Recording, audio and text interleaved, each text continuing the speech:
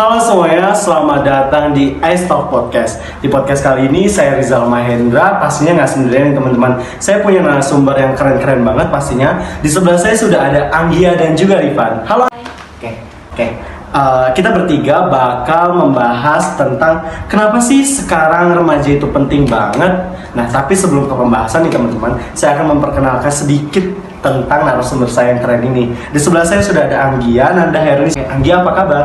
Alhamdulillah baik. Kalau menurut data saya di sini, Anggia ini sekarang menjadi bintang sekolah nih, yaitu menjabat sebagai Ketua OSIS SMA Negeri 4 Kota Cirebon periode 2021-2022. Keren banget nih Anggia. Gimana sih itu, bisa ceritain nggak? Bisa terpilih menjadi Ketua OSIS? Sedikit cerita mungkin ya, kan nggak langsung jadi gitu. Mungkin yang proses yang saya alami sebelumnya bersama rekan saya juga, tentunya bersama Azril. Halo Azril yang sedang nonton ini. Mungkin banyak ya, nggak sedikit yang dilaluin sebelumnya. Tentunya dari diri masing-masing dulu untuk bisa yakinin diri sendiri bahwa saya tuh bisa loh gitu. Dan setelah itu mungkin melihat teman-teman, rekan-rekan yang lain juga yang pastinya nggak kalah hebatnya tentunya dan punya potensi yang lebih banyak, saya bisa menjaga kepercayaan teman-teman semua. Semoga ya Anggia, semoga apa yang dipercayakan oleh teman-teman bisa Anggia pegang kepercayaan itu. Dan juga Anggia mengikuti beberapa eskul nih. Kalau di sini ada SCC. SCC itu apa sih Anggia? ICC itu English Club Conversation Kak. Jadi di sini isinya tentunya ya English School, berarti untuk lingkup sekolah dari kelas 10, kelas 11, kelas 12. Jadi kalau eskul ini mungkin yang ingin belajar bahasa Inggris lebih kali ya. Dan juga Anggia mengikuti eskul Paskibra sekaligus menjadi lurah putri. Lurah putri itu kerjanya sebagai lurah atau gimana nih? Mungkin di sini sedikit meluruskan, lurah di sini nggak seperti yang orang-orang bayangkan mungkin ya. Lurah mungkin kelurahan mungkin ya. Tapi di sini kan lurah putri yang tadi Kak Rizal bilang, saya juga nggak sendirian, tentunya ada lurah putranya. Ya intinya mah sebagai ibu bapaknya lah dari satu divisi itu. Jadi kalau bisa dibilang mungkin bahasa kitanya koordinator kali ya. Dan saya sempat bingung nih, Gasemapat. Gasemapat itu apa sih Anggia?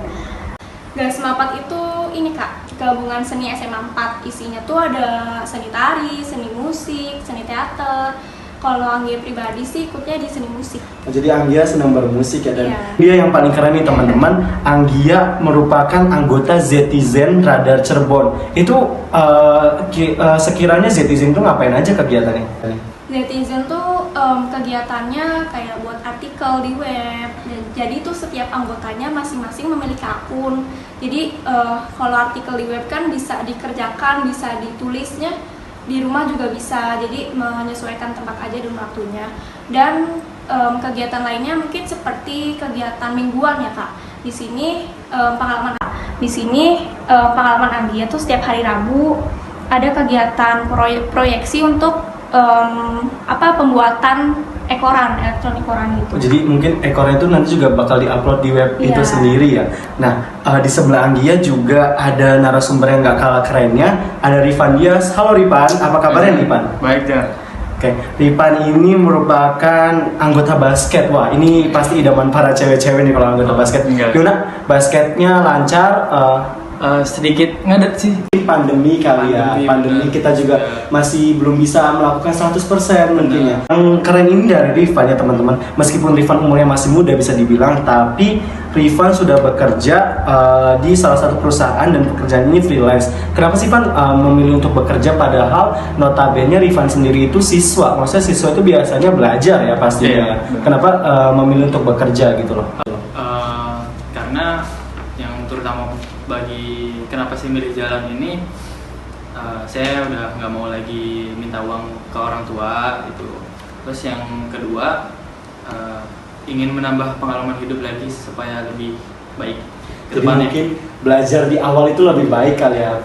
Tapi kegiatan pembelajaran berarti terganggu atau seperti apa melakukan kegiatan pembelajaran di sela-sela bekerja itu?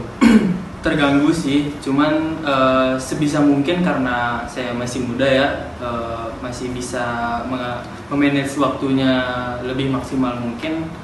masih bisa. Ya, jadi mungkin Rifan lebih memanage waktu antara pekerjaan yang freelance tersebut dengan kegiatan pembelajarannya Rifan tersendiri. Balik sesuai yang tadi pengen kita bahas nih untuk Anggia sama Rifan. Menurut Anggia nih, kenapa sih remaja bisa penting? Remaja penting banget sih Kak kalau menurut Anggia ya. Karena apa? Di sini tuh remaja tuh intinya lagi fase-fasenya, dan Anggia pun mungkin merasakan, kakak mungkin di sini, mungkin teman-teman yang nonton, karena usia-usia remaja itu Bisa penting di era globalisasi terutama. Penting aja karena menurut saya sendiri remaja di era globalisasi sekarang ini istilahnya jadi sebuah jantung. Jantung itu dimana remaja ini sebagai tumpuan untuk kemajuan suatu negara. Kenapa bisa dibilang sebagai jantung suatu kemajuan negara?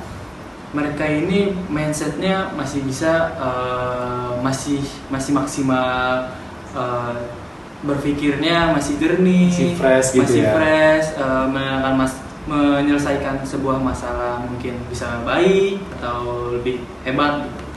Jadi menurut sendiri mencerminkan kalau remaja itu memiliki pola pikir yang positif, pasti bangsa itu positif, ya nggak sih? Nah Benar. kalau tadi ngebahas positif, pasti ada negatif dan positif dong. Nah kira-kira apa aja sih yang ada di remaja globalisasi ini, negatif dan positifnya? Kalau menurut Anggia apa aja? ya sepenglihatan Anggia dari teman-teman sekitar Anggia mungkin ya di sini kan era globalisasi tentunya ada sisi negatif dan ada sisi positifnya gitu Kak. Kalau sisi negatifnya mungkin teman-teman semuanya bisa di sini dari kenakalan remaja mungkin nggak sedikit ya Kak. Terus lebih ke moralnya juga. Terus mungkin masih ada hal-hal negatif yang lain yang mungkin tidak bisa disebutkan secara detail di sini. Tapi dari sisi positifnya ya nggak kalah banyak juga dari sisi negatif tersebut. Seperti contohnya mungkin dari prestasi. Di sini nggak sedikit juga kan prestasi dari para remaja yang bisa mengharumkan nama bangsa. Jadi mungkin di era globalisasi ini sebenarnya remaja bisa ya berprestasi, Bisa. malah itu jadi sebuah dampak positif. Iya. Dan apalagi kita tahu sekarang udah ada gadget juga sebenarnya bisa bikin kita berprestasi Anggia Betul, ya. Kak. Nah terus menurut Anggia di era globalisasi remaja penting nggak sih menciptakan suatu inovasi gitu? Penting banget sih Kak, karena yang tadi Anggia bilang ya, jadi remaja tuh lagi fase-fasenya Menurut Rifan hal negatif dan positifnya dari remaja globalisasi ini? Menurut saya positifnya itu mungkin sangat setuju ya yang dikatakan oleh Anggia ini.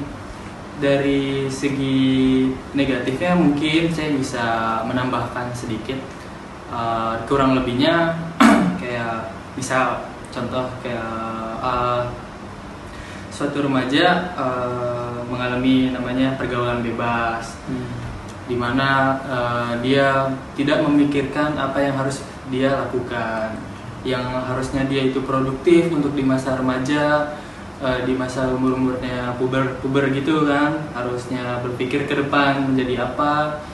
Di era di segi negatif ini banyak yang sekali yang nongkrong, banyak sekali yang juga menghambur-hamburkan uang, waktu, terutama moralnya dia kepada. Kalau dari tadi ada hal negatif dan positif ya, kira-kira bisa nggak sih remaja berkontribusi di era globalisasi? Nah kalau menurut Anggia, kontribusi apa sih yang bisa dilakukan oleh remaja di era globalisasi ini?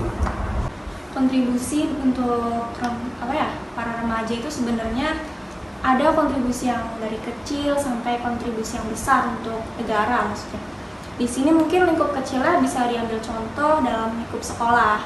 Karena lingkup sekolah itu kan awal dia berproses, awal dia mencetak dirinya tuh seperti apa gitu. Kalau dari kontribusi kecilnya saja dia bisa dan memungkinkan, ya bagaimana kontribusi besarnya itu bisa dijamin seperti itu Kak. Jadi mungkin lebih banyak prestasi kali untuk berkontribusi dalam era globalisasi ini. Jadi remaja itu karena itulah remaja masih fresh otaknya ya, jadi masih banyak bisa mikir gitu loh, menciptakan inovasi-inovasi baru, dan itu mungkin jadi salah satu prestasi mereka. Nah kalau menurut pendapat Rifa nih, kira-kira remaja tuh bisa nggak sih berkontribusi di era globalisasi? Apa kira-kira kontribusinya? Bisa sih, tentu sangat bisa, karena yang pertama itu harus dimulai dari hal kecil. Berarti kalau menurut Rifan, kontribusi sebenarnya nggak harus dari hal-hal yang besar aja, bisa dari hal kecil, karena dari kontribusi kecil itu sendiri bisa menjadi besar mungkin ya. Memicunya untuk lebih baik, melakukan kontribusi yang baik, melakukan kontribusi yang baik ke depannya pasti. Benar. Mungkin tadi udah beberapa poin yang kita bahas ya. Kalau dari Anggia sama Rifan nih, apa sih yang ingin disampaikan atau pesan apa yang ingin Anggia dan Rifan sampaikan kepada teman-teman yang mungkin lagi nonton podcast ini? Kalau dari Anggia sendiri, apa yang pesan yang disampaikan? Kalau dari Anggia sendiri, untuk teman-teman semuanya, mungkin di sini dapat disimpulkan bahwa masanya remaja, masa-masa kita lah intinya, jangan disia-siakan begitu saja, karena waktu itu tidak dapat diulang tentunya, dengan keberanian. Jadi di sini tidak perlu takut apa yang akan terjadi di kedepannya. Yang penting saat ini, pokoknya saat ini tuh yang menentukan diri kamu itu kedepannya bagaimana. Jadi lakukan apa yang sekiranya dapat bermanfaat dan yang sekiranya nggak melenceng dari norma-norma yang ada, dan itu pun pasti akan menjadi pengalaman, dan pengalaman-pengalaman kecil akan menjadi sebuah pengalaman yang besar, tentunya akan menjadi tolak ukur nanti masa depan dari diri kita masing-masing. Seperti itu kalau mungkin dari Anggia. Oke, mungkin kalau dari Rifan sendiri barangkali mau menambahkan pesannya untuk para remaja-remaja, terutama remaja yang ada di era globalisasi ini. Boleh, terutama untuk kalangan cowok ya. Halo yang lagi nonton, ini mungkin jadi pesan tersendiri dari saya kepada kalian ya, remaja-remaja zaman sekarang gitu. Mulai aja dulu, pendek, contohnya misalkan, saya takut ingin melakukan ini nanti gini. Jangan, hilangkan aja dulu. Kenapa bisa kalian itu berpikir seperti itu? Terutama saya sebutkan faktornya. Terlalu banyak membuang-buang waktu, terlalu banyak bergantung dengan gadget, HP, selalu ingin mencari informasi-informasi yang nggak terlalu penting buat kita sendiri. Dimana dimulai aja dulu itu sama sepertinya kayak kalian ingin melakukan sesuatu, tapi kalian berpikir kayak gampang, masih ada orang tua. Itu sesuatu hal yang salah gitu. Jadi kamu itu bakalan ngelakuin sesuatu ketika backup plan kamu itu nggak ada. Contohnya, kamu ngelakuin sesuatu atau mengerjakan sesuatu karena terpaksa.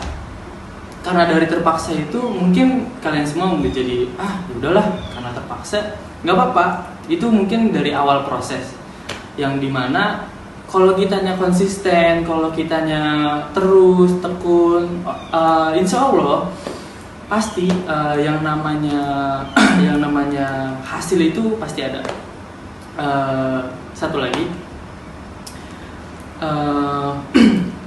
bangun potensi kamu, jangan terlalu ditidurin terus. Maksudnya ketika kamu punya potensi dalam diri kamu yang belum diungkapin ke dunia. Pesan satu lagi untuk remaja sekarang adalah hilangin overthinking kalian, karena segala sesuatu ketika kalian ingin memulai sesuatu tapi udah mulai overthinking, itu nggak bakalan bisa mulai karena nanti saya takut gitu. Udah, kalau misalkan itu namanya zona nyaman. Lebih pesan kalimat yang saya remaja sekarang adalah lebih baik bekerja keras di ketika muda daripada kerja keras di usia tua. Mungkin itu kali ya dari Rifan. Oke teman-teman, mungkin itu pesan dari Anggia sama Rifan. Kalau saya bisa tarik kesimpulannya, kita remaja adalah sebuah tolak ukur bangsa. Kalau remaja itu baik, pasti bangsa itu baik. Nah, mungkin Ice Talk Podcast kali ini sekian saja. Semoga bermanfaat. Sampai jumpa. Dah.